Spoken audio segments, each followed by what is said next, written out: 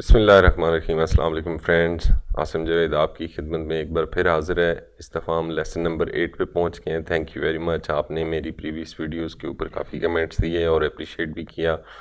Different groups ने भी वो पोस्ट की और उनके ऊपर बहुत अच्छे कमेंट्स आए। Thank you very much. इंशाल्लाह मैं इसको कंटिन्यू करूँगा। जितनी भी इसके अंदर ऑब्स्टिकल्स आ रही हैं मैं उनको फेस करूँगा और इस काम को कंटिन्यू रखूँगा। लेसन नंबर 8 जो है वो परफॉर्मेंस अप्रेज़ल का है और ये उसका पार्ट 1 है। इसके अंदर हम कुछ परफॉर्मेंस अप्रेज़ल टेक्निक्स पढ़ेंगे कि किसी कंपनी का एनालिसिस किस तरह से करना है, मैनेजमेंट की परफॉर्मेंस, स्पेसिफिकली मैनेजमेंट की परफॉर्मेंस कैसे देखनी है कि कंपनी के अंदर जो मैनेजमेंट है वो किस तरह से परफॉर्म कर रही है, वो कितनी पिछले साल की निस्बत या पिछले क्वार्टर की निस्बत इस दफ़ा उनकी परफॉर्मेंस क्या बेहतर रही है या पहले से ख़राब हो गई है। इसी तरह जब मैनेजमेंट चेंज होती है, जब एक कंपनी का सीईओ चेंज होता है तो नए सीईओ की परफॉर्मेंस देखने के लिए आपको पिछले सीईओ के साथ उसको कंपेयर करना पड़ता है।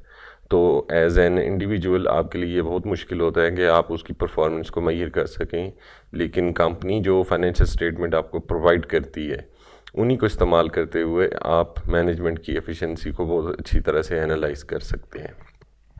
एक चीज़ जो सबसे इम्पोर्टेंट है कि हम सोशल मीडिया के ऊपर सब लोग डिस्कस कर रहे होते हैं कि ईपीएस फलां की कंपनी की इतनी अच्छी आ गई है, पिछली दफ़ा अच्छी नहीं थी, इस दफ़ा बढ़ गई है, पिछली दफ़ा ज़्यादा थी, इस दफ़ा कम हो गई है तो रेट नीचे चला जाएगा या वाइस वर्सा। अब इसके अंदर एक बहुत बड़ा इशू ये है कि सिर्फ ईपीएस को सामने रखते हुए अगर आप स्टॉक को पिक करने का डिसीजन करेंगे तो वो डिसीजन कहीं आपके गले भी पड़ सकता है, वो कहीं आपको बहुत बड़ा नुकसान भी दे सकता है। ये मैं इस मैसेज को मैं प्रूव करूँगा इस एक एग्जांपल से। और एग्जांपल कुछ इस तरह से हम ये अज्यूम करते हैं कि दो कंपनीज़ हैं, उन्होंने एक साथ बिज़नेस स्टार्ट किया, लिस्टेड कंपनीज़ हैं, उन्होंने एक साथ बिज़नेस स्टार्ट किया है और वो ट्रेडिंग कंपनीज़ हैं और दोनों के पास फिगर्स को मैंने सिंपल रखा है। ऑल्दो 30,000 से कोई कंपनी लिस्टेड होकर बिजनेस नहीं स्टार्ट करती, लेकिन for the sake of simplicity मैंने फिगर्स को सीधा सीधा रखा है, एग्जांपल बनाई है। दोनों कंपनीज़ के पास 30,000 कैपिटल था और हम ये अज्यूम कर रहे हैं कि उन्हें सेटअप की कोई कास्ट नहीं पड़ी। उन्होंने 30,000 से उन्होंने ट्रेडिंग स्टार्ट की, 30,000 से उन्होंने गुड्स बाय की किसी सप्लायर से और देन उनको मार्केट के अंदर सेल कर दिया। अब चूंकि दोनों कंपनी लिस्टेड हैं तो उनकी फाइनेंशियल स्टेटमेंट्स आई आपके पास और फाइनेंशियल स्टेटमेंट एक अनाउंसमेंट का पॉपअप आया आपकी ट्रेडिंग स्क्रीन पे, आपने उसको क्लिक किया तो उसके अंदर जो है वो फाइनेंशियल स्टेटमेंट्स आ गई और फाइनेंशियल स्टेटमेंट कुछ इस तरह से दोनों कंपनी की साइड बाय साइड में प्लॉट कर रहा हूँ। डिस्क्रिप्शन में दोनों ने बताया कि हमारी सेल्स 100,000 है, दोनों की for the sake of comparison just मैं इसको इस तरह से रख रहा हूँ कि दोनों कंपनीज़ की सेल जो है वो 1,00,000 रुपये थी। अच्छा, दोनों कंपनीज़ ने बताया कि हमारी कास्ट ऑफ सेल जो है वो 30,000, दोनों की एग्जैक्ट 30,000 है। एक कंपनी का नाम कंपनी है, एक का नाम कंपनी बी है। अब क्या हुआ कि ग्रॉस प्रॉफिट दोनों का ऑफ कोर्स इक्वल आएगा क्योंकि सेल भी बराबर है और कास्ट ऑफ सेल्स भी बराबर है। तो ग्रॉस प्रॉफिट दोनों का 70,000 आ गया। अदर एक्सपेंसेस जो हैं यहाँ पे थोड़ा सा डिफरेंस है। कंपनी ए ने 25,000 के अदर एक्सपेंसेस किए और कंपनी बी ने 10,000 के अदर एक्सपेंसेस किए। ये अदर एक्सपेंसेस में सारी चीज़ें मैंने डाल दी हैं, सिर्फ एक ऐड बनाया है। इसके अंदर आप समझ लें कि टैक्स भी है, इसके अंदर ऑपरेटिंग एक्सपेंसेस भी हैं, डेप्रिसिएशन, एमोर्टाइजेशन एटसेट्रा, तमाम वो एक्सपेंसेस जो ग्रॉस प्रॉफिट और नेट प्रॉफिट के दरमियान आती हैं वो सारे मैंने क्लब करके अज्यूम किए हैं कि वो अदर एक्सपेंसेस के हेड में आ गए। 25,000 कंपनी ए के हो गए और 10,000 कंपनी बी के हो गए। अब नेट प्रॉफिट जो है वो एक का जाहिर सी बात है 45 आएगा और एक का 60 आएगा। कंपनी ए का इसलिए कम आ रहा है कि इसका ग्रॉस प्रॉफिट तो कंपनी की बी के बराबर है, लेकिन इसके अदर एक्सपेंसेस जो हैं वो 25,000 है जबकि कंपनी बी के सिर्फ 10,000 है। तो प्रॉफिट जो नेट प्रॉफिट आया वो कंपनी ए का 45,000 आया और कंपनी बी का 60,000 आया। अब हम नेक्स्ट ये अज्यूम करते हैं कि दोनों कंपनीज के 10,000 शेयर जो हैं वो मार्केट में इस वक्त फ्लोट कर रहे हैं, बल्कि टोटल इशूड एंड सब्सक्राइब जो शेयर्स हैं वो 10,000 के। तो अगर इनके नेट प्रॉफिट को डिवाइड कर देंगे टोटल शेयर से तो ये अर्निंग पर शेयर आ जाएगी। कंपनी ए की 4.5 आएगी और कंपनी बी की 6.0 या एग्जैक्ट 6 आ जाएगी। अब जब ये पॉपअप आपकी स्क्रीन पे आता है या आप सिंपली ईपीएस की बेस पे ये कंपेयर कर रहे हो कि कौन सी कंपनी का शेयर मुझे ख़रीदना चाहिए, तो एक जनरल अंडरस्टैंडिंग जो इन्वेस्टर्स के बीच में पाई जाती है वो ये है कि जिस कंपनी की ईपीएस ज़्यादा है उसकी मार्केट वैल्यू ज़्यादा होगी। सिंपली उसकी प्राइस अर्निंग से मल्टीप्लाई करके या एवरेज प्राइस अर्निंग कैलकुलेट करके उससे मल्टीप्लाई करके देख लेते हैं कि अगर सपोज़ एवरेज प्राइस अर्निंग जो है वो 10 की है तो कंपनी ए का शेयर जो है वो 45 पे ट्रेड करेगा, 4.5 मल्टीप्लाइड बाई 10 यानी, और कंपनी बी का शेयर जो है वो 60 पे ट्रेड करेगा। ये हमारी अजम्पशंस हैं, ये हमारी कैलकुलेशन है जिसकी बेस पे हम उसकी टीपी निकालते हैं। टीपी मीन्स टारगेट प्राइस निकालते हैं। लेकिन इसके अंदर थोड़ा सा एक इशू है जो मैं अभी आपसे डिस्कस करना चाहता हूँ, जिसकी बेस पे मैं आपको सिर्फ ये बताना चाहता हूँ कि ईपीएस को लेके आप सिर्फ ईपीएस की बेस पे एक कंपनी का एनालिसिस जो है वो कंप्लीट नहीं कर सकते, आपको कुछ और फैक्टर्स भी देखने होते हैं। जैसे हम देखते हैं कैश फ्लो एनालिसिस करते हैं कि दोनों कंपनीज के पास इस सारी सेल के बाद और एक्सपेंसेस के बाद कैश क्या बचती है। सेल्स जो है वो दोनों की 100,000 थी, हमने अभी देखा दोनों की 1 लाख रुपए सेल है। अब हम ये अज्यूम करते हैं कि कंपनी ए जो थी उसने कैश सेल्स की 90,000 की और कंपनी बी ने कैश सेल्स की 50,000 की। इसका मतलब है कि बाकी उनकी क्रेडिट सेल थी, यानी कि जो कंपनी ए है उसकी 10,000 क्रेडिट सेल होगी, टोटल 100,000 है, तो अगर 90,000 जो है वो कैश पे सेल की है तो 10,000 अभी उसका ड्यू होगा कस्टमर से जो उसने कलेक्ट करना है। इस तरह कंपनी बी जो है उसने 50,000 कैश की सेल की है तो 50,000 अभी उसका रिसीवेबल उसकी बैलेंस शीट में खड़ा होगा। हम ये ज्यूम करते हैं कि बाकी तमाम जितने भी एक्सपेंसेस थे वो कैश के थे और दोनों कंपनी ने कैश में पे किए हैं। और दोनों जो ये टोटल एक्सपेंसेस बनते हैं इसके अंदर कास्ट ऑफ सेल्स और अदर एक्सपेंसेस शामिल है। कंपनी ए की कास्ट ऑफ सेल्स 30,000 थी और अदर एक्सपेंसेस 25,000 थे, तो इसकी टोटल कास्ट 55,000 बन गई। कंपनी बी की जो कास्ट ऑफ सेल थी वो भी 30,000 थी, लेकिन उसके अदर एक्सपेंसेस सिर्फ 10,000 के थे, तो उसकी टोटल अदर एक्सपेंसेस जो हैं वो 40,000 हो गए। अब आप ये देखें कि कैश आपके पास क्या बचेगी। कैश सेल में से जब आप कैश एक्सपेंसेस माइनस करेंगे तो एक्चुअली आपके पास जो कैश बचेगी वो आपके पास cash at the end of the year होगी। जैसे कंपनी ए के केस में चूँकि उसकी 90,000 की कैश सेल थी, 55,000 के उसके एक्सपेंसेस थे, तो इसकी जेब में इस वक्त 35,000 इसके अकाउंट में ये कैश होगी। कंपनी बी के केस में अलबत्ता 50,000 कैश में चूँकि सेल हुई है और 40,000 कैश के एक्सपेंसेस हुए हैं, तो उसके पास 10,000 कैश रह गई है। अब जो बाकी हैं वो दोनों की बैलेंस शीट में अकाउंट रिसीवेबल के हेड में आएंगे। कंपनी ए के हेड में 10,000 आएंगे क्योंकि 90,000 कैश की सेल थी, बाकी क्रेडिट थी, और उसके दूसरे के 50,000 अकाउंट रिसीवेबल आएंगे। अब यहाँ से देख के बताएं कि आप किस कंपनी का शेयर परचेज करेंगे। अगर आपको सिर्फ ईपीएस की बेस पे डिसीजन करना होता तो आप ये समझ रहे थे कि आप कंपनी बी का शेयर परचेज करेंगे, लेकिन कंपनी बी यहाँ पे प्रॉब्लम में आ गई। प्रॉब्लम क्या है? प्रॉब्लम ये है कि इन्हें अपनी सारे एक्सपेंसेस जो हैं वो कैश में पे करने हैं, यानी कास्ट ऑफ सेल्स भी कैश में पे करनी है। कास्ट ऑफ सेल्स से मुराद ये है कि जो चीज़ें उन्होंने परचेज़ की हैं। अब इसके पास तो 35,000 का कैश मौजूद है इस वक्त, तो ये दोबारा से 30,000 की चीज़ें परचेज़ करके 1 लाख रुपए में बेच सकता है, जैसा कि यहाँ पे नज़र आ रहा है। पिछले केस में भी इसने 30,000 की चीज़ें ली और 1 लाख रुपए में बेच दी। लेकिन कंपनी बी जो है वो प्रॉब्लम में आएगी। कंपनी बी के पास इस वक्त कास्ट ऑफ सेल्स कवर करने के पैसे नहीं है, उसके पास सिर्फ 10,000 रुपये है। 10,000 की अगर वो शॉपिंग करेगा तो उसकी सेल कम हो जाएगी। सेल कम होगी तो अगली दफ़ा उसकी ईपीएस ऑफ कोर्स कम होगी, क्योंकि बाकी सारे एक्सपेंसेस तो ऑलमोस्ट ऐसे रहेंगे। अब दूसरा हल कंपनी बी के पास ये है कि वो 10,000 ये अपने पास रखे और बाकी 20,000 रुपये वो बैंक से लोन ले ले। जब वो बैंक से लोन लेगा, ये उसके अकाउंट रिसीवेबल इस दौरान अगले साल में रिकवर हो जाएंगे और वो बैंक को वापस पेमेंट भी कर देगा। लेकिन जो इसकी इस वक्त की स्ट्रेटजी, ये दोबारा उसके अकाउंट रिसीवेबल नेक्स्ट ईयर भी इतने ही खड़े हो जाएंगे और एक इजाफी कास्ट जो है वो फाइनेंस कास्ट की शक्ल में इस कंपनी बी के अकाउंट्स में आ जाएगी। अब उससे होगा ये कि इसकी प्रॉफिटेबिलिटी आहिस्ता आहिस्ता डिक्रीज़ होना शुरू हो जाएगी।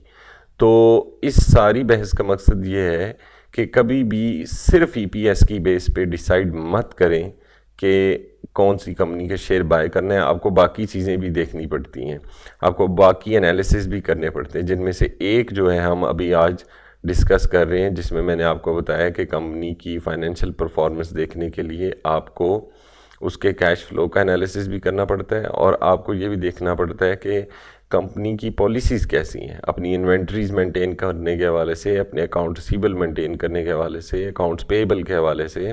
अच्छा, इन सब में इसे एक चीज़ जो हम आज पढ़ रहे हैं उसको हम कहते हैं कैश कन्वर्जन साइकिल।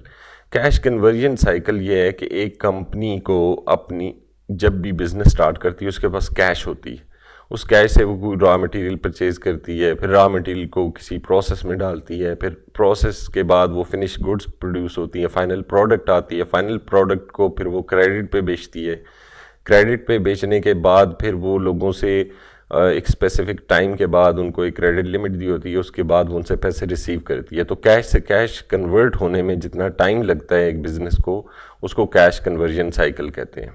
इसको कैश ऑपरेटिंग साइकिल भी कहते हैं और वर्किंग कैपिटल साइकिल भी कहते हैं। और ये कॉम्बो है to measure the efficiency of the management. क्या क्या इसके अंदर मेजर कर सकते हैं हम ये देख सकते हैं कि मैनेजमेंट जो कंपनी के पास इन्वेंट्रीज हैं उनको अच्छे तरीके से हैंडल कर रही है या नहीं कर रही, और दूसरी जो कंपनीज हैं उसी इंडस्ट्री में उनके हिसाब से क्या इसकी मैनेजमेंट बेहतर है या इसकी मैनेजमेंट उनसे कमज़ोर है। इसी तरह हम ये देखते हैं कि कंपनी की क्रेडिट पॉलिसी क्या है, क्या कंपनी लोगों को क्रेडिट पे चीज़ें बेचती है, अगर बेचती है तो कितने अरसे बाद उनसे पैसे रिसीव करती है, और उस टाइम को कंपेयर करना दूसरी कंपनीज के साथ उसी इंडस्ट्री में। ये इंडस्ट्री टू इंडस्ट्री आप कंपैरिजन सिर्फ कर सकते हैं। एक इंडस्ट्री के अंदर जो कंपनीज हैं उसका दूसरी कंपनीज के साथ आप कंपैरिजन करेंगे तो एक आपको रीजनेबल जो है वो एनालिसिस मिलेगा। अगर आप मैन्युफैक्चरिंग कंसर्न को सर्विस इंडस्ट्री के साथ कंपेयर करना स्टार्ट कर देंगे तो वो आपके लिए कोई फ्रूटफुल रिजल्ट्स नहीं लेके आएगा एनालिसिस। तो अगर आप ऑटो इंडस्ट्री को कर रहे हैं तो आप एच कार को इंडस मोटर के साथ कंपेयर कर सकते हैं, आप उसको GHNL के साथ कर सकते हैं, GHNI के साथ कर सकते हैं, इनो के साथ कर सकते हैं, तो सुजुकी के साथ कर सकते हैं। इस तरह इनको अपनी ही इंडस्ट्री में मौजूद दूसरी कंपनीज के साथ कंपेयर करें तो ही आपको एक फ्रूटफुल एनालिसिस मिलेगा। इसी तरह हम ये देखते हैं कि अपने सप्लायर्स को कंपनी कैसे मैनेज करती है। उनसे अगर चीज़ें लेती है तो क्या उधार पे लेती है या सारी परचेजिंग कैश के ऊपर होती है, और अगर उनसे उधार पे लेती है तो कितना टाइम उनसे मैनेज कर लेती है कि जिसके बाद उसको पेमेंट करनी होती है। क्रेडिट पीरियड जो सप्लायर्स की तरफ से आपको मिलता है वो कितना है, या डिस्काउंट्स कितने मिलते हैं। कैश मैनेजमेंट स्किल कैसे हैं, कंपनी कैश किस तरह से मैनेज कर रही है, और वर्किंग कैपिटल रिक्वायरमेंट्स क्या हैं कंपनी की, ये भी हम देखेंगे।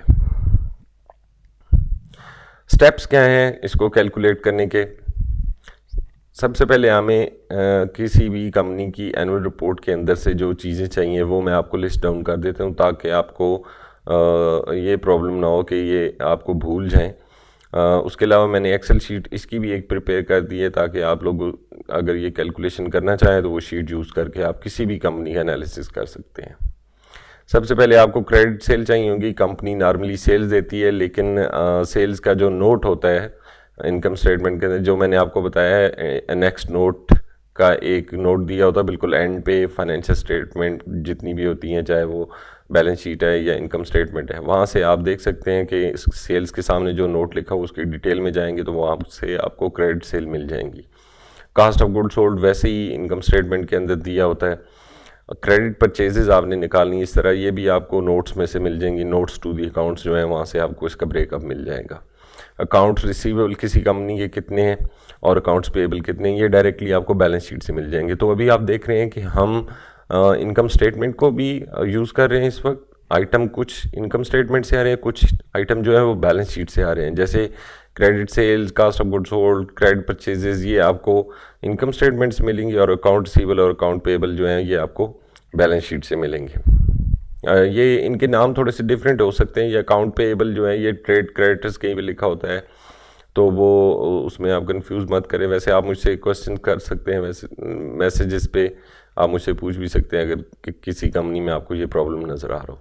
इन्वेंट्री जो है वो कंपनी की 3 तरह की होती है। वैसे बैलेंस शीट में तो सिर्फ इन्वेंट्री एक हेड में दी होती है, लेकिन उसका ब्रेकअप अगर आपको नोट्स में नज़र आए तो आपको पता चलेगा कि जो मैन्युफैक्चरिंग कंसर्न है, स्पेशली उनकी इन्वेंट्री जो है वो 3 तरह की होती है। एक उनके पास रॉ मटेरियल होता है, एक उनके पास वो मटेरियल होता है जो इस वक्त प्रोसेस में है, ना वो रहा है ना वो फिनिश गुड बना है, और दरमियान में इस वक्त प्रोसेस में है वो दूसरी तरह की इन्वेंट्री होती है। और तीसरी जो इन्वेंट्री की टाइप है वो फिनिश गुड्स है, जो फाइनल प्रोडक्ट तैयार होगी है कंपनी के पास। अच्छा, अब हम देखते हैं कि हमारे स्टेप्स क्या होंगे, हमने किस तरह से इन चीज़ों को यूज़ करते हुए हमने कैलकुलेट करना है कि कैश कन्वर्जन साइकिल किसी कंपनी का क्या है। सबसे पहले हम ये देखेंगे कि रॉ मटेरियल एक कंपनी कितने दिन अपने पास होल्ड रखती है, कितने दिनों को रॉ मटेरियल उसने अपने पास रखा होता है हर वक्त पूरे साल के अंदर। उसके बाद हम ये देखेंगे कि रॉ मटेरियल को फिनिश गुड में कन्वर्ट करने में कितना टाइम लगता है, प्रोसेस टाइम क्या है किसी भी ऑर्गेनाइजेशन का, किसी भी कंपनी का। उसके बाद हम ये देखेंगे कि कितने दिन लगते हैं उसको अपनी फिनिश गुड्स को सेल करने में, चाहे वो कंज्यूमर्स को कर रही है या क्लाइंट्स या कस्टमर, जो भी वर्ड आप यूज़ करें, जो भी रेलेवेंट हो उस कंपनी से, वो कितने दिन में अपनी फिनिश गुड्स को सेल करती है, या उसके स्टॉक कितना अरसा तैयार हो के उसके अपने गोदाम के अंदर ही पड़ा रहता है। और कितने दिन लगते हैं किसी कंपनी को एक दफ़ा जब चीज़ बेच दे तो कस्टमर से पैसा कलेक्ट करने में, यानी उधार पे जो चीज़ें बेचते हैं तो कितने अरसे बाद आप लोगों से उधार वापस लेते हैं। इसी तरह जो आप लोगों से चीज़ें ख़रीदते हैं, जो अपने सप्लायर से चीज़ें ख़रीदते हैं, वो भी आप कैलकुलेट करेंगे कि कितने दिनों के बाद उन्हें पेमेंट करते हैं। अब ये कितनी इंटरेस्टिंग सी बात है कि अपेरेंटली आपको बैलेंस शीट और प्रॉफिट एंड लॉस अकाउंट में इस तरह की कोई इन्फॉर्मेशन नहीं मिलती, लेकिन आप उन्हीं जो फिगर्स वहाँ पे प्रोवाइडेड हैं उन्हीं को यूज़ करते हुए आप कंपनी का एक एक चीज़ जो है आप कैलकुलेट कर सकते हैं कि कितने अरसे बाद, कितने अरसे का उसने रॉ मटेरियल अपने पास सेव किया हुआ है, कितना अरसा एक बैच जो है वो प्रोसेस में रहता है, कितने दिन लगते हैं फिनिश गुड सेल करने में उसको, और कितने अरसे में वो लोगों से पैसे कलेक्ट करता है, कितने अरसे में वो सप्लायर्स को पे करता है। ये चीज़ें आपको अपेरेंटली कहीं भी नहीं नज़र आएंगी, लेकिन जब आप इसकी कैलकुलेशन में जाएंगे, अभी हम एक्सेल शीट के अंदर जाते हैं, वहाँ से आपको पता चलेगा कि हमने कैलकुलेट कैसे करनी है। एक चीज़ जो मुझे पहले भी काफ़ी दोस्तों ने कही है और आई डू एग्री, उनका पॉइंट ठीक है कि आप होंडा कार की फाइनेंशियल स्टेटमेंट लेके चल रहे हैं तो बहुत सारी चीज़ें ऐसी हैं जो मिस हो जाती हैं, क्योंकि होंडा के पास वो नहीं है। जैसे लास्ट टाइम हम इंटेंजिबल एसेट्स की बात कर रहे थे और कुछ और चीज़ों की बात कर रहे थे, तो वो वहाँ पे नहीं थी। प्रीमियम ऑन शेयर कैपिटल नहीं था, इस तरह शेयर डिपॉजिट मनी भी नहीं थी। तो मैंने उनकी बात को सामने रखते हुए मैं उनका पॉइंट मानता हूँ कि वो बिल्कुल ठीक है। एक एनालिसिस के लिए ज़रूरी नहीं कि आप एक कंपनी का एनालिसिस करें तो वो सारी चीज़ें दूसरी कंपनी में हों। उसके लिए मैंने एक एग्जांपल बना ली इस दफ़ा और उसके अंदर मैक्सिमम पॉइंट डाल दिए हैं। अगर किसी भी कंपनी का एनालिसिस कर रहे हो तो कोई पॉइंट आपसे मिस ना हो। तो अब हम चलते हैं एक्सेल शीट की तरफ और वहाँ पे जाके प्रॉपर कैलकुलेशंस करते हैं कि किस तरह से ये हमने कैलकुलेट करना है। अच्छा, ये एक एक्सेल शीट है, इसके अंदर मैंने डमी फिगर्स डाली हैं, एक एग्जांपल बनाई है खुद से ताकि सारे आइटम्स कवर हो जाएं। अब सर्विस कंपनीज़ के अंदर आपको इन्वेंट्री जो है वो सिर्फ एक तरह की मिलेगी, ट्रेडिंग कंपनीज़ जो है उनमें भी एक तरह की होगी, लेकिन जो मैन्युफैक्चरिंग कंसर्न है उनके अंदर आपको 3 तरह की इन्वेंट्री मिलेगी। जैसे इस वक्त आप ये देख रहे हैं, इन्वेंट्री के नीचे 3 हेड है, रॉ मटेरियल है, वर्क इन प्रोसेस है और फिनिश गुड्स है। और 3 साल का डाटा मैंने अज्यूम किया है, 2016 का, 2015 का और 2014 का। इसके अलावा परचेजेस भी मैंने यहाँ पे दिए हैं। ये हम अज्यूम कर रहे हैं कि क्रेडिट परचेजेस है, जैसा कि हमने इंग्रेडिएंट्स के अंदर पढ़ा था कि क्या क्या चीज़ें हमें चाहिए, तो परचेजेस उसमें हमें चाहिए थी, ये भी मैंने डाल दी हैं। कॉस्ट ऑफ सेल्स भी एक अज्यूम कर ली है कि कंपनी की 3 डिफरेंट साल में क्या है, सेल्स इस तरह ले लिया हमने और अकाउंट रिसीवेबल ले लिया और अकाउंट पेएबल ले लिया। ये आइटम है जो आपको चाहिए होंगे जब आप काम कर रहे हो। तो आप इस पूरे टेम्पलेट को यूज़ करते हुए आप सिर्फ यहाँ पे फिगर्स डालें, ये चेंज करें और आपका एनालिसिस कंप्लीट हो जाएगा, आपको कैलकुलेट होके मिल जाएगा। लेकिन कोशिश करें कि आप फार्मूलाज खुद लगाएं। जब आप फार्मूलाज खुद लगाते हैं तो वो फिर फार्मूला आपको सारी ज़िंदगी याद रहता है, फिर आप भूलते नहीं हैं। टेम्पलेट को यूज़ करते हुए अगर आपसे कोई गलती भी हो जाए तो आपको ये तो पता हो कि टेम्पलेट को ठीक कैसे करना है। और फार्मूलाज कोई इतने मुश्किल नहीं है, फार्मूलाज बहुत आसान है, ये मैं आपको अभी कैलकुलेट करके बताता हूँ। सबसे पहले हम सिर्फ हमारे पास चीज़ें हैं उनको कैलकुलेट करेंगे और फिर हम फाइनल जो है वो कैश कन्वर्जन साइकिल पे बाद में जाएंगे। ये जो है ये calculation of cash operating cycle, ये बिल्कुल वही वाला डाटा मैंने सामने रख दिया ताकि हर शीट पर आपके सामने रहे। यहाँ पर हम ये देख रहे हैं कि रॉ मटेरियल का होल्डिंग डेज कैसे कैलकुलेट करनी है, ये उसका फार्मूला है। रॉ मटेरियल को आप मल्टीप्लाई कर दें 365 से और डिवाइड कर दें टोटल परचेजेस से। 365 से मुराद साल के दिन। अब हम यहाँ पे रॉ मटेरियल का होल्डिंग पीरियड जो है वो कैलकुलेट करते हैं। ये मैंने बिल्कुल जो फिगर्स यहाँ पर आ रही हैं 180,000, ये देखें, ये यहाँ से लेकर आया हूँ। ये रॉ मटेरियल 180,000 है, 145, 800, 108,000, तो ये यहाँ पर मैंने लिख ली हैं ताकि मैं फार्मूला लगा के आपको कैलकुलेट करके बता सकूँ। इस तरह जो परचेजेज़ हैं वो भी मैंने लिख लिए हैं यहाँ पे नीचे, इसका लिंक कर दिया परचेजेज़ के साथ। ये देखें 720,000 है, 702,000 है, बिल्कुल ऐसे ही ये नीचे ये भी लिख दी हैं। अब हमें फार्मूला सिंपल ये लगाना है कि हमने is equal to raw material, ये रॉ मटेरियल है, इसको मल्टीप्लाई कर देना है 365 से और इसको डिवाइड कर देना है हमने परचेजेस से। तो ये हमारा इस साल का जो है वो इनमें रॉ मटेरियल होल्डिंग पीरियड आ गया, यानी 91 डेज़ का मटेरियल कंपनी के पास एवरेज हर वक्त पड़ा होता है, 91 डेज़ का। इसी को अगर आप जो है वो बाकी सेल्स के ऊपर भी कॉपी कर दें तो ये देखें 2015 में ये 76 डेज़ था और 2014 में भी ये 76 डेज़ था। तो इसका मतलब है कि अगर तो कंपनी की मैनेजमेंट चेंज हुई है 2015 के अंदर, तो जो नई मैनेजमेंट है उसकी एफिशिएंसी काफ़ी कमज़ोर है पहले की निस्बत। ज़ाहिर सी बात है आप जितना कम मटेरियल अपने पास रखेंगे, लेकिन ये भी ज़हन में रखना होता है कि उससे आपका मैन्युफैक्चरिंग का जो साइकिल है वो डिस्टर्ब ना हो। ये ना हो कि जब आप प्रोसेस में एक इन्वेंट्री डाल दी और नेक्स्ट बैच के लिए आपके पास इन्वेंट्री नहीं है। तो इन्वेंट्री मैनेजमेंट एक कंप्लीट सब्जेक्ट है। एक आइडियल इन्वेंट्री लेवल निकालने के लिए उसके अपने फार्मूलाज हैं और उसकी अपनी टेक्निक्स हैं। लेटेस्ट जैसे जस्ट इन टाइम की इन्वेंट्री है या इस तरह के और भी मेथड हैं, हम उसमें नहीं जाते अभी ताकि आप कंफ्यूज ना हो। लेकिन सिर्फ ये देख लें कि ये अगर कम हो रही है तो ये कंपनी की परफॉर्मेंस अच्छी है, अगर ज़्यादा हो रही है तो कंपनी की परफॉर्मेंस ख़राब हो रही है। ये देख लें कि 2014 में 76 डेज़ का स्टॉक इसके पास पड़ा था रॉ मटेरियल का, यहाँ भी 76 का है। तो इन 2 सालों में तो कंपनी ने में ना इम्प्रूवमेंट आई है और ना उसमें कोई प्रॉब्लम आया है, लेकिन यहाँ आके कंपनी के रॉ मटेरियल के अंदर प्रॉब्लम आया है। लेकिन ये अगर एक कंपनी बहुत अच्छी है और मैनेजमेंट पे आपको बिलीव है कि मैनेजमेंट ने किसी वजह से ही रॉ मटेरियल का इस वक्त ढेर लगाया हुआ है कंपनी के अंदर, तो ये एक हिंट भी हो सकता है। ये क्या हिंट हो सकता है कि कंपनी के पास कोई बड़ा ऑर्डर आ गया और कंपनी जो है वो उसमें फ्यूचर में उसकी सेल्स बढ़ने वाली है। तो जब आप ये चीज़ देखें तो ये इसको इतना लाइट ना लें।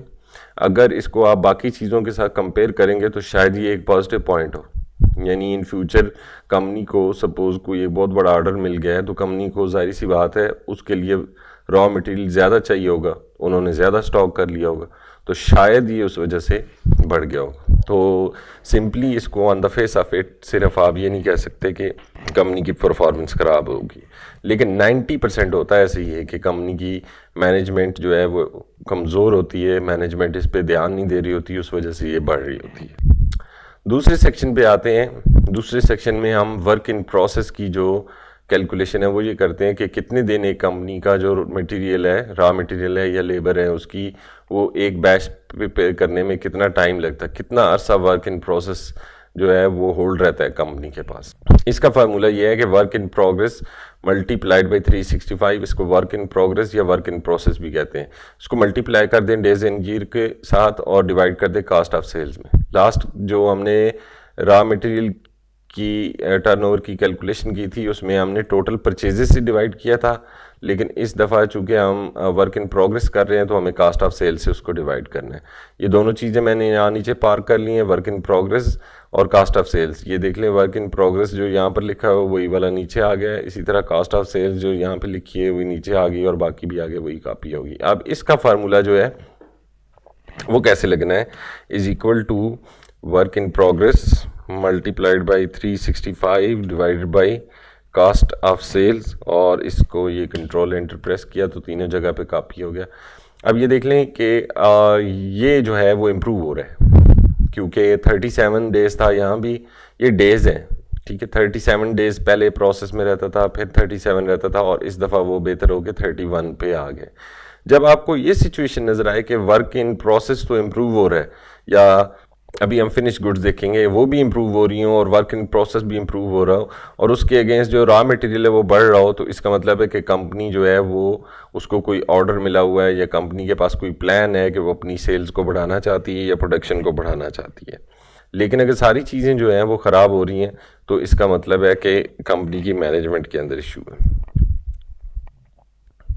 अच्छा, नेक्स्ट जो है वो हमारे पास है फिनिश गुड्स की कैलकुलेशन का मेथड्स। फिनिश गुड्स कितना अरसा आपके पास रहती हैं, जब तैयार हो जाती हैं तो आपको कितना टाइम लगता है उन्हें सेल करने में।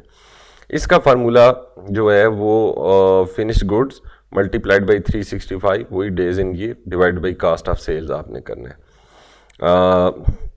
ये फिनिश गुड्स मैंने नीचे कॉपी कर ली हैं, ये देख लें। ये जो फिनिश गुड्स हैं 142,875 की, वही फार्मूला के थ्रू नीचे ले आए हूँ 2015 की, 2014 की, और कास्ट ऑफ सेल्स एग्जैक्टली वही जो पिछले केस में हमने यूज़ किए वो सारी की सारी यहाँ पर आ गई। तो इसका फार्मूला लगाते हैं, is equal to finish goods multiplied by 365 और divided by cost of sales, और इसको कंट्रोल एंटर प्रेस करेंगे तो सारे सेल में कॉपी हो जाएगा। अब यहाँ पे देखें 2014 में हमें 42 डेज़ लगते थे अपनी फाइनल प्रोडक्ट एक दफ़ा तैयार होने के बाद, 42 डेज़ लगते थे उसको सेल करने में, और इतने 42 डेज़ का स्टॉक हमारे पास हर वक्त मौजूद रहता था। फिर यहाँ पे 49 का हुआ तो यहाँ पे हमारी परफॉर्मेंस इट मीन्स के थोड़ी ख़राब हो गई, लेकिन नेक्स्ट ईयर में थोड़ी सी परफॉर्मेंस इम्प्रूव हुई है। आल्दो के हम कह सकते हैं कि 2014 के मुकाबले में अभी भी काफ़ी ज़्यादा स्टॉक हमने अपने पास रखा हुआ है, लेकिन ये 2015 से फिर भी बेहतर है। अच्छा, नेक्स्ट जो हमारे पास चीज़ है वो है average collection period. Average collection period ये है कि जब एक दफ़ा आप अपनी फाइनल प्रोडक्ट अपने कस्टमर को बेच देते हैं तो आपको कितना टाइम लगता है उससे अपने पैसे रिकवर करने में। इसका फार्मूला जो है वो एवरेज कलेक्शन पीरियड का ये है कि अकाउंट रिसीवेबल को आप 365 से मल्टीप्लाई करते हैं और उसको डिवाइड करते हैं क्रेडिट सेल से। याद रखें, ये क्रेडिट सेल से डिवाइड करना है आपने, टोटल सेल से डिवाइड नहीं करना। तो यहाँ पे मैंने अकाउंट रिसीवेबल और सेल्स दोनों, ये सेल्स चूँकि हम अज्यूम कर रहे हैं कि क्रेडिट सेल है सारी, तो ये हमने दोनों चीज़ें यहाँ पर लिख ली हैं, ऊपर से उठा के यहाँ कॉपी कर ली हैं। अब इनके ऊपर भी वही फार्मूला अप्लाई करते हैं, is equal to account receivable multiplied by 365 divided by sales. Something went wrong, is equal to this multiplied by 365 divided by this, और कंट्रोल एंटर प्रेस कर दें तो ये देख लें कि 73 डेज़ जो लगते थे हमें 2014 के अंदर लोगों से पैसा कलेक्ट करने में, फिर 88 और फिर 91। इसकी दो वजह हो सकती हैं, मतलब पहले 73 था, फिर 88 डेज़ लगे हमें पैसे रिसीव करने में, फिर 91 डेज़ लगे। एक तो इसकी वजह ये हो सकती है कि हमारी मैनेजमेंट ठीक नहीं है, क्रेडिट मैनेजमेंट ठीक नहीं कर रहे, हम लोगों को फॉलो नहीं कर रहे पेमेंट के लिए, हम उन्हें रिमाइंडर्स नहीं दे रहे। और दूसरी इसकी वजह ये हो सकती है कि मार्केट में कंपटीशन इतना ज़्यादा हो गया है कि अब आपको कस्टमर्स को ज़्यादा क्रेडिट पीरियड देना पड़ रहा है, क्योंकि अगर आप नहीं देंगे तो आपका कंपेटिटर देगा। लेकिन इस चीज़ को वेरीफाई करने के लिए आपको एक दो कंपेटिटर्स का डाटा उठा के देखना है कि उनका एवरेज कलेक्शन पीरियड क्या है। अगर आपकी कंपनी जिसका आप एनालिसिस कर रहे हैं, जो अंडर कंसिडरेशन है, अगर इसका क्रेडिट पीरियड जो है वो ज़्यादा है बाकी जो इंडस्ट्री में कंपनीज़ हैं उनसे, तो इसका मतलब है ये मैनेजमेंट की परफॉर्मेंस के ऊपर एक क्वेश्चन मार्क है।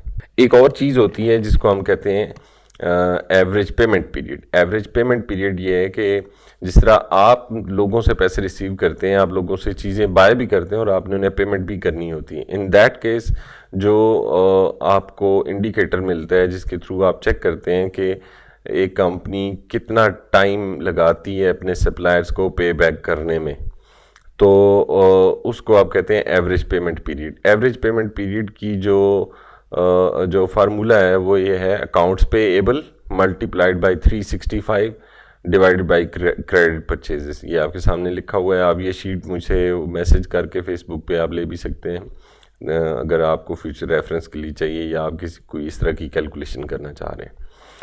ये इसी तरह अकाउंट्स पेएबल और परचेजेस दोनों मैं यहाँ पे ले आया हूँ। अब हम यहाँ पर इसका भी फार्मूला लगा लेते हैं, is equal to accounts payable multiplied by 365 divided by purchases और कंट्रोल एंटर प्रेस कर दें।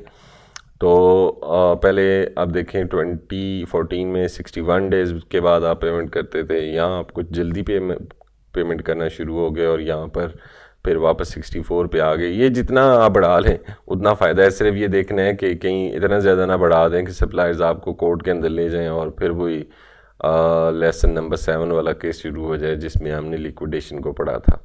तो इसको ज़्यादा प्रोलॉन्ग भी नहीं करना, ये कोई ज़्यादा अच्छी निशानी नहीं है, लेकिन इसको दूसरी कंपनीज़ के साथ ज़रूर कंपेयर करें इंडस्ट्री के अंदर, ताकि आपको पता चले कि कहीं आप दूसरों की निस्बत जल्दी पेमेंट तो नहीं कर रहे।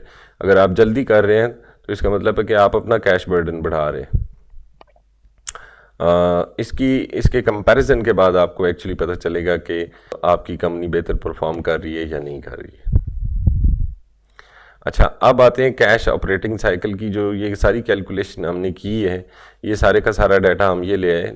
जैसे हमने यहाँ पे रॉ मटेरियल में कैलकुलेट किया था 91, 76, 76। ये मैं जो है ये यहाँ पर ले आया हूँ 91, 76, 76 और इस तरह बाकी वर्क इन प्रोग्रेस की जो कि फिनिश गुड्स की एवरेज कलेक्शन पीरियड, ये सारा कुछ यहाँ पे ले। अब आप इससे कैश कन्वर्जन साइकिल कैसे निकालेंगे, कितना अरसा लगता है आपको कैश को दोबारा कैश में कन्वर्ट करने में, वो आप ये करेंगे कि आप इन सब को ऐड कर देंगे, this plus this plus this plus this. लेकिन ये सारे आपके एसेट्स हैं। देखें, रॉ मटेरियल आपका एसेट है, वर्क इन प्रोग्रेस आपका एसेट है, फिनिश गुड्स आपकी हैं, आपका एसेट है, अकाउंट रिसीवेबल आपके हैं, वो आपका एसेट है। लेकिन जो एवरेज पेमेंट आप कर रहे हैं ये बेसिकली आप ट्रेड क्रेडिटर्स को कर रहे हैं या अकाउंट्स पेएबल्स को कर रहे हैं। जो अकाउंट पेएबल्स हैं वो आपकी लायबिलिटी है। जो ऊपर 4 आइटम है वो ये हैं कि आपका पैसा कहाँ फंसा हुआ है, जितना भी आपका पैसा फंसा हुआ है, जितने दिनों के लिए फंसा हुआ, उसको आप ऐड कर दें। लेकिन जो एवरेज पेमेंट वाला पीरियड है ये आपको बताता है कि आपने किसका पैसा फंसा के रखा हुआ और कितने दिन के लिए फंसा के रखा हुआ। तो अब इसको हमें यहाँ से माइनस करना पड़ेगा, तो आपको पता चलेगा कि इफेक्टिवली आपकी कैश जो है वो दोबारा कैश में कन्वर्ट हो रही है। हमेशा याद रखें ये सारे आइटम ऐड हो जाएंगे और जो एवरेज पेमेंट पीरियड है वो उसमें से माइनस हो जाएगा।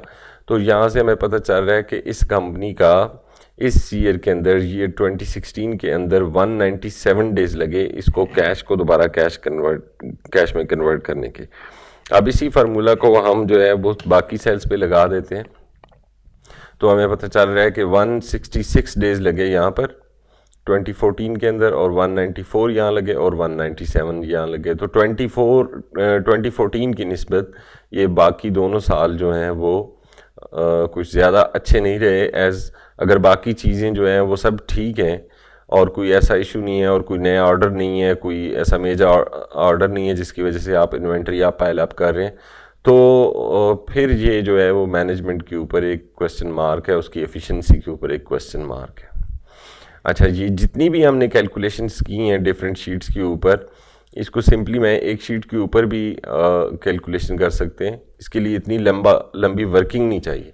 मतलब सिर्फ आपको बताने का ये है कि आपने इससे ये टेंशन नहीं लेनी कि ये तो बहुत लंबा काम है, मैं किस तरह करूँगा। एक्चुअली आपको सिर्फ एक टेबल चाहिए जो इस तरह का हो जिसके अंदर आप ये वैल्यूज़ फीड इन कर दें। और ये जो मैं यहाँ पे अभी फार्मूलाज लगा रहा हूँ, सिंपली ये वही फार्मूला है जो हमने अलग अलग करके लगाए हैं। रॉ मटेरियल के ऊपर हमने लगाया था कि रॉ मटेरियल को आप मल्टीप्लाई कर दें 365 से और डिवाइड कर दें आप परचेजेस से, तो ये आपका फार्मूला लग गया इसका। अब इसको बाकी पे भी कॉपी कर लें, फंक्शन F2 प्रेस करके कंट्रोल एंटर प्रेस कर दें, ये वही वाला रिज़ल्ट आ गया। इस तरह हमने वर्क इन प्रोग्रेस का कहा था कि वर्क इन प्रोग्रेस को आप ये वर्क इन प्रोग्रेस है मल्टीप्लाइड बाई 365 कर दें और divided by cost of sales कर दें और कंट्रोल एंटर प्रेस कर दें, ये लग गया। फिनिश गुड्स के ऊपर हमने कहा था कि फिनिश गुड्स को आप मल्टीप्लाई कर दें 365 से और डिवाइड कर दें कास्ट ऑफ सेल्स से, तो ये लग गया। और इसको भी बाकी जगह भी कॉपी कर दें। तो एवरेज कलेक्शन पीरियड का हमने ये कहा था कि जो आपके अकाउंट रिसीवेबल हैं उसको मल्टीप्लाई कर दें 365 से और डिवाइड कर दें आप ये सेल से, एंटर कर दें और इसको भी आप यहाँ पे कॉपी कर दें।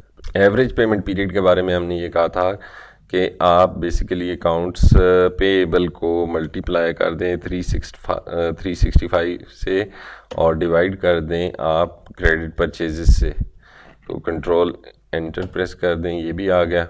और फिर हमने ये कहा था कि हमने पहले इन सब को ऐड कर लेना है यहाँ तक एवरेज कलेक्शन पीरियड तक, और फिर इसमें से माइनस कर देना है हमने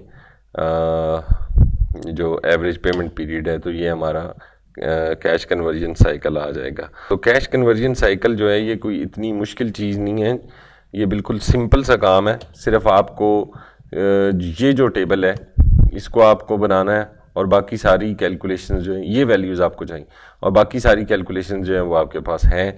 अगर आप चाहें तो आप मुझसे भी ले सकते हैं। वैसे इसके अंदर कोई इतनी रॉकेट साइंस नहीं है कि कोई बहुत मुश्किल फार्मूला हो या बहुत ही कोई स्टेट ऑफ द आर्ट किस्म की एक्सेल शीट बनी है जो आपको चाहिए हो।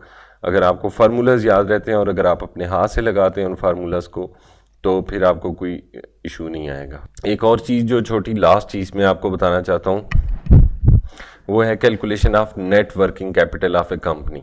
ये टेबल तो बिल्कुल वैसे का वैसा है जो हमने पहले रखा हुआ था। यहाँ पर मैंने इन्वेंट्री सिर्फ उठा के यहाँ से लिख दी है, जितनी भी इन्वेंट्री थी इन तीनों को ऐड कर दिया। ये यहाँ पे आपको इसका फार्मूला भी नज़र आ रहा है, देख लें, इस साम हो के तीनों चीज़ें यहाँ पर जा रही हैं। इसी तरह फिर नेक्स्ट ईयर में भी ये अगले साल की तीनों चीज़ें ऐड होके जा रही हैं और फिर इस साल की तीनों इन्वेंट्रीज ऐड होके जा रही है। तो मैंने टोटल इन्वेंट्री यहाँ पे लिख दी है। फिर मैंने अकाउंट रिसीवेबल लिख दिया। अकाउंट रिसीवेबल जो मेरे पास यहाँ पे था 297,000 का वो ये, और 295 ये मैंने लिंक कर दिया। और कैश मैंने एज्यूम किया कि कंपनी के पास 130,000 की है, फिर यहाँ 150,000 की थी, यहाँ 100,000 की थी। ये मैंने जस्ट एज्यूम किया, ये स्टेबल में नहीं थी। लेकिन जब आप एनालिसिस कर रहे हो तो आप उस कंपनी की कैश और कैश इक्विवेलेंट से मुराद ये है कि cash in hand, cash at bank, marketable securities, ये सारी चीज़ें आपने ऐड करनी है। मार्केटेबल सिक्योरिटीज़ के हवाले से कुछ लोगों ने ये क्वेश्चन किया था कि मार्केटेबल सिक्योरिटीज़ के नाम से कुछ चीज़ों ने कंपनीज़ में नहीं मिलती, तो ज़रूरी नहीं कि इसी नाम से सारी चीज़ें सेव हों। मार्केटेबल सिक्योरिटीज़ को बाज़ दफ़ा फाइनेंशियल एसेट्स भी कहा जाता है, अदर फाइनेंशियल एसेट्स भी कहा जाता है, शॉर्ट टर्म इन्वेस्टमेंट्स भी कहा जाता है। तो इन 2-3 नाम से इसको रखा जाता है। वो सारी की सारी उसको आप कैश इक्विवेलेंट में लेके आएंगे। कैश इक्विवेलेंट में इन सबको ऐड कर देंगे और यहाँ पे लिख देंगे। जब आप ये तीनों चीज़ें लिख लेंगे तो यहाँ पर आप इन तीनों चीज़ों का टोटल कर लें, इज़ इक्वल टू सम, और ये तीनों चीज़ें आप ऐड कर दें और कंट्रोल एंटर प्रेस कर दें। ये देखें तीनों साल का आपके पास ये आ गया कि आपके पास टोटल जो थे वो inventory plus account receivable plus cash and cash equivalents वो कितने थे। इसी तरह अकाउंट पेएबल यहाँ पे लिख लें। अकाउंट पेएबल भी सिंपली मैंने यहाँ से लिख ली हैं जो इस साल में थे। अगर एक ही टेबल बनाएंगे तो ये लिंक्ड है, ये सारी की सारी यहाँ खुद ही चली जाएंगी और ये तीनों साल की आ गई। अब आपने क्या करना है, अब आपने ये जो टोटल आपके पास आया है इसमें से आपने माइनस कर देना है अकाउंट्स पेएबल को। तो और कंट्रोल एंटर प्रेस किया तो ये जो अमाउंट आपके पास आई है इसको net working capital of the company कहा जाता है।